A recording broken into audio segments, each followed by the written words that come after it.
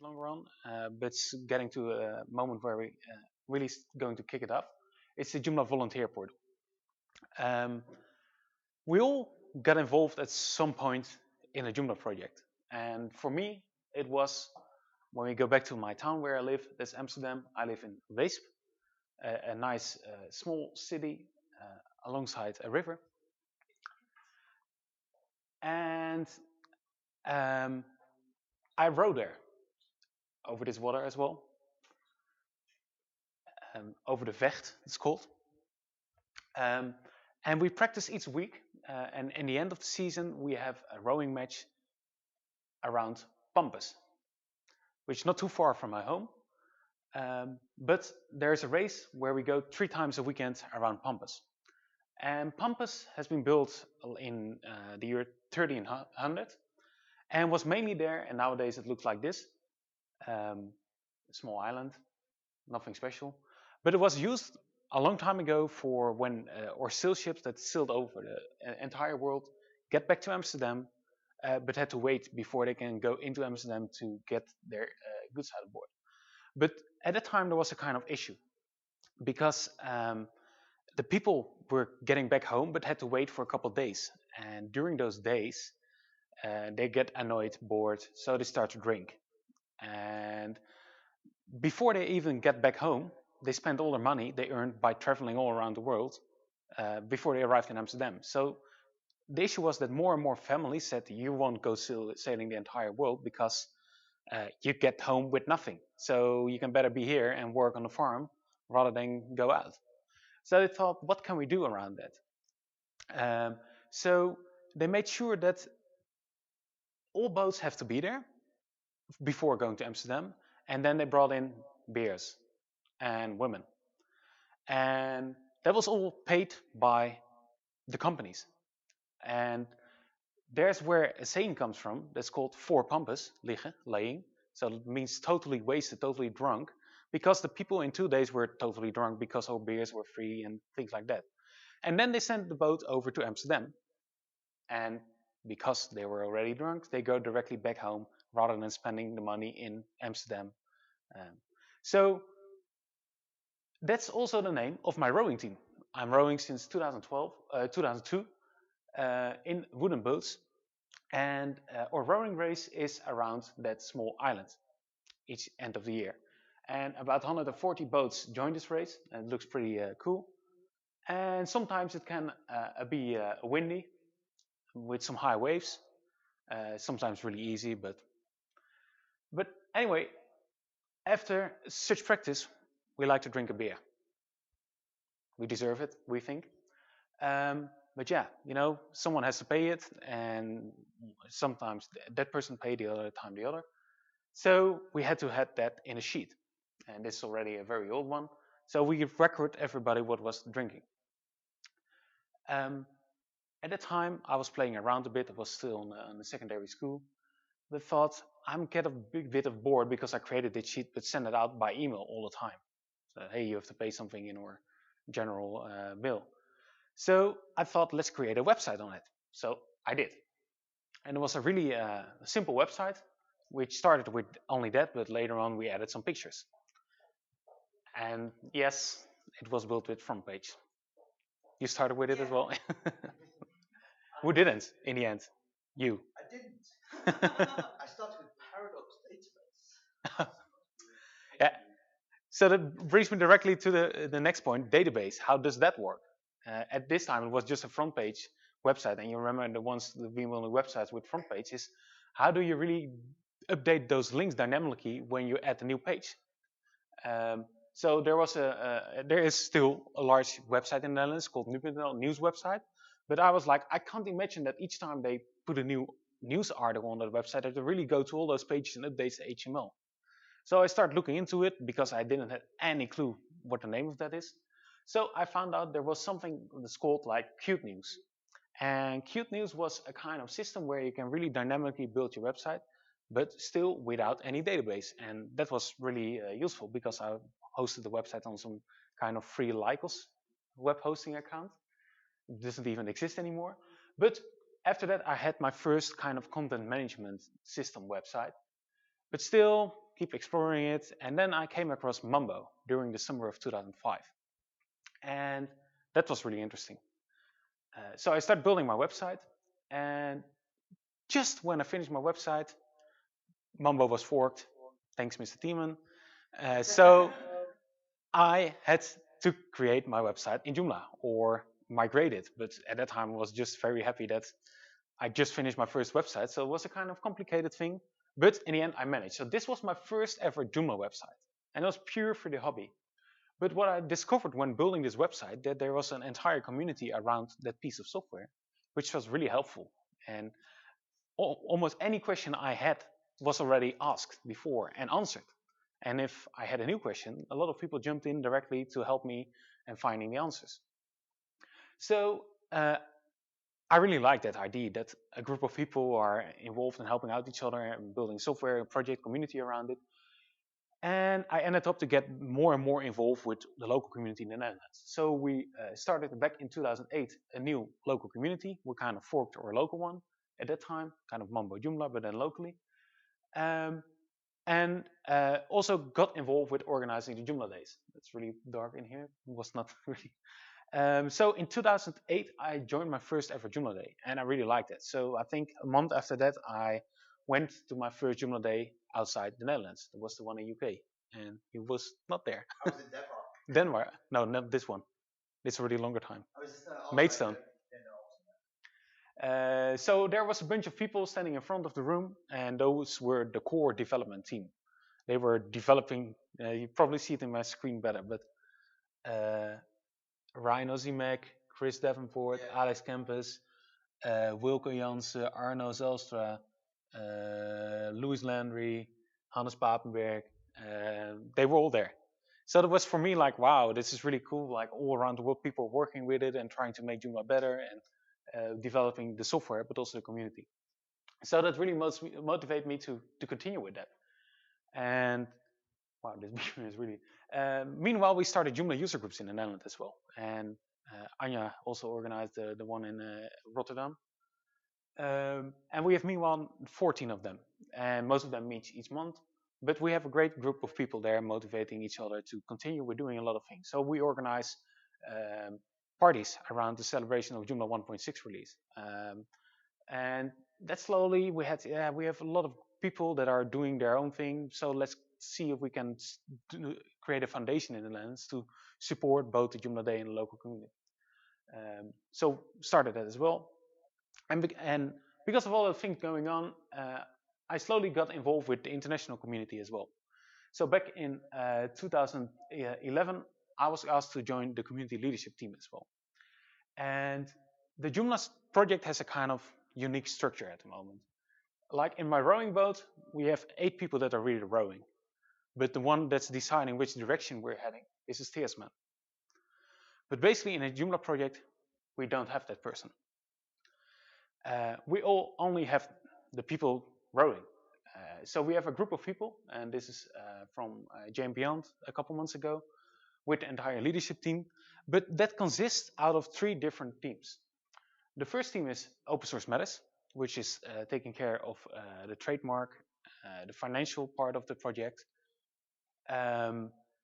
So they're mainly the foundational part behind it. And then we have the production leadership team. And I guess one guy is missing, which is sitting over here. You were not there? No. So this is the production leader team. Sorry? Yeah. So Michael should be here, or in the middle then. No, so this is the production leadership team, and the production leadership team is taking care mainly about the development of the Joomla itself. So the code, but also about, for example, the issue directory, reporting the bugs, the documentation. So more the software part of the project. And then we have the community leadership team, and I'm part of that as well. And the community leadership team is taking part of basically everything else. So the Joomla forums, the user groups, the extensions directory, a lot of the subsites we have in the Joomla project. So that's where the Joomla community leadership is responsible for. But the community is a big group of people. And it was the first Joomla World Conference in San Jose, the US.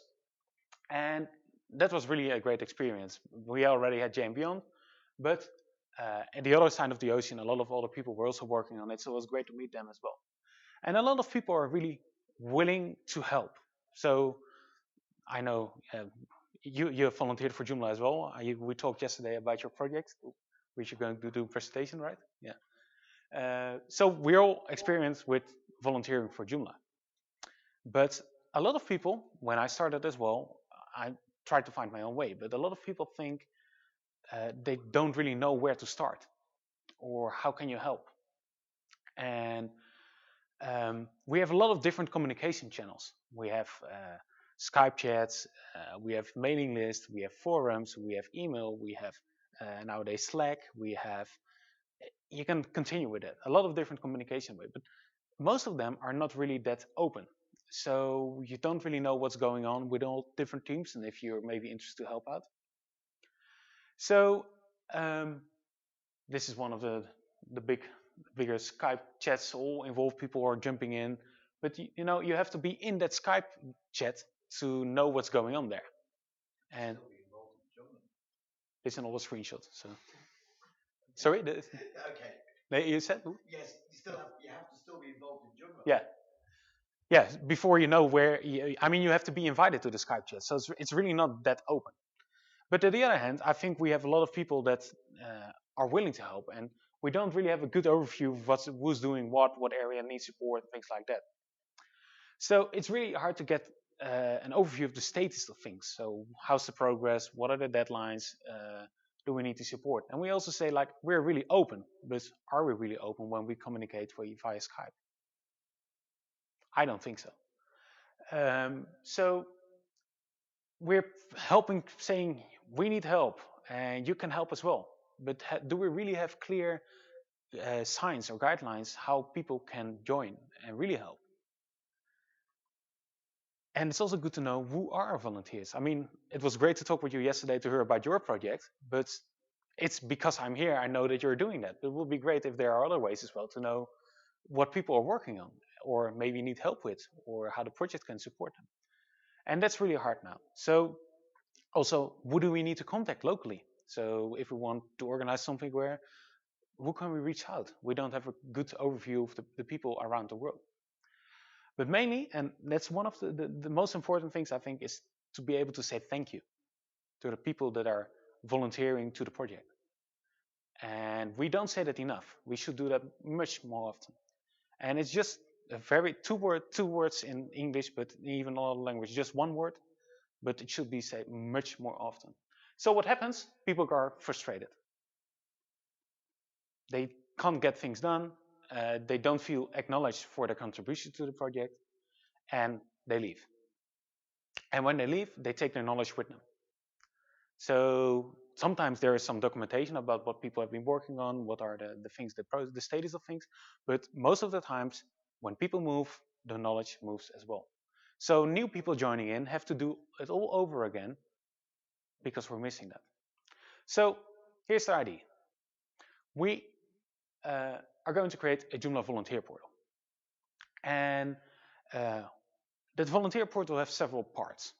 So one of them is a volunteer profile. And you sign up as a volunteer. And it shouldn't be too complicated, but you can add like your skills, your experience. You can see on what working groups you're actively involved with. You can earn some badges or whatever things that say thank you for what you've been doing. We can have an overview of both what you're doing internationally, but also locally in local communities. We can have your contact details so we know how we reach out to people in the community. And then we have the working groups, so the teams that are working on specific areas. So we have a lot of teams like the marketing team. I will just show in a second, but those teams, that will be a place where people can discuss or at least find the meeting notes of meetings that have been taking place. What action points needs to be worked on? So we have to do this and this. Who's going to do that? Before what date? So we can track about the process. And by allowing this, by seeing which working groups are there, we maybe, when you're browsing the site, oh, that's something that has my interest. I know something about it. I have experience in it. I can share this with the community because I know that. And of course, another important aspect is having documentation in there as well. So everybody that's working in a certain working group knows what are the processes, what can be done, what are the rules around it. So, for example, we have the Joomla marketing group. We have the social media team. We can have a group around Joomla Day organization, so people can share their knowledge and experience in organizing Joomla Day. We have the Joomla Research Directory team. We have a group of people that are interested in getting women involved in Joomla. So we create a place where people can start working on ideas to make it happen. So when we have that in one place, we have a kind of volunteer dashboard where you can see yourself a stream of the activity of the groups you're involved with. So you don't have to check all those channels, but it can be in one place. So you can see a kind of overview of what's coming up. You can see what deadlines you signed up for and what are the actual dates that the deadline is set to. And there can be a kind of button like, what can I help with? And you get suggestions from the site because it knows what tasks are available, so where you can help. Getting started page, that's really interesting. So people are going to the volunteer portal. How do I get started with helping out in a project? So that can be like the game rules we have in a community, like how do you respect each other and how do you communicate in a clear way? And that's really a step-by-step, really taking people by the hand and getting them involved in the community. And of course, there's some general community activity overview, like who's been working on what, who earned a new badge, for example, and we can highlight a volunteer of the month. We can have like leaderboards. I know Brian Tiemann really likes those things. That's makes it. Sorry? He's writing a new one. A new one, okay. Yeah, when the old one is disabled now. But for some people, it really motivates when they see, okay, I'm number 4 on a certain list of contributions I made. I want to get to the number 1 position. So all those kind of things that can motivate people, we can work on. But it also provides us community insights, so mainly about who's doing what and what needs to be helped. So the main goal of the volunteer portal is to match the task with the volunteers. So we have one big bunch of tasks that needs to be done, and it can be a very, very small one. We need to get a text translated, or we need a small graphic design. And on the other hand, we have a lot of volunteers.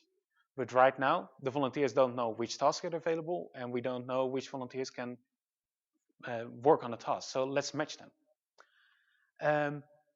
It should be easier and more fun to volunteer. Less frustration, more fun, more acknowledgement. Provide insights in the works that are being done, which group are working on what. So you also know what other groups are working on. So maybe it tied in something your team is working on. So make sure you get in line with that team, and don't duplicate the efforts in that. And of course, increase the number of volunteers and also the productivity of the volunteers that are involved. And above all, recognize the ones that are really doing a lot for our project. So how can that look like? For example, the contribute page. You set your available time. So I have 5 or 15 minutes, or I have an hour.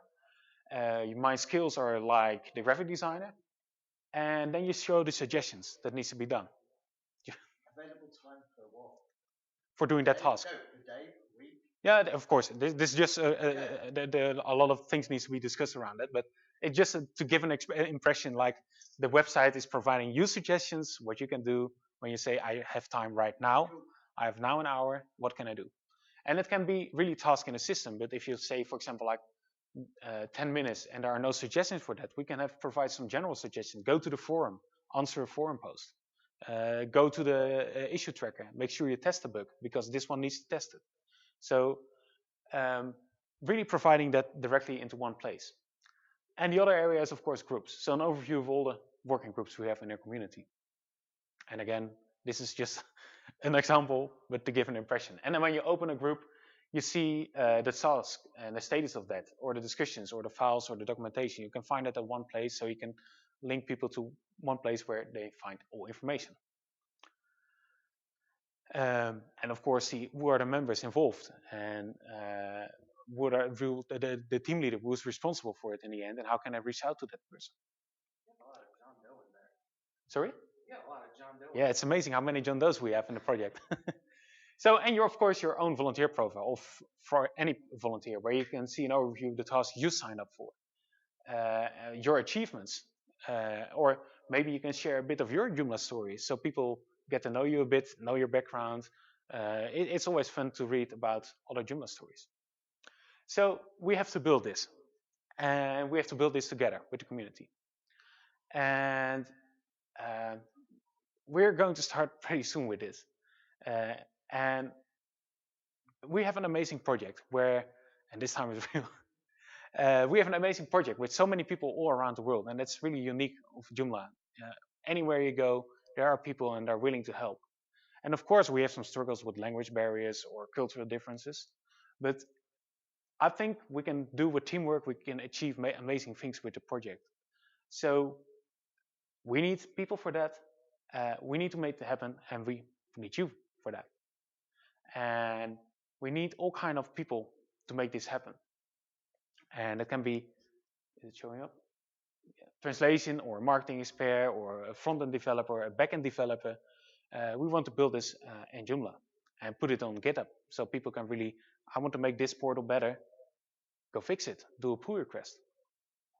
So if you're interested in helping out, please let me know directly, send me an email, send me a tweet, and together we're going to make it happen. Thank you for being a Joomla volunteer.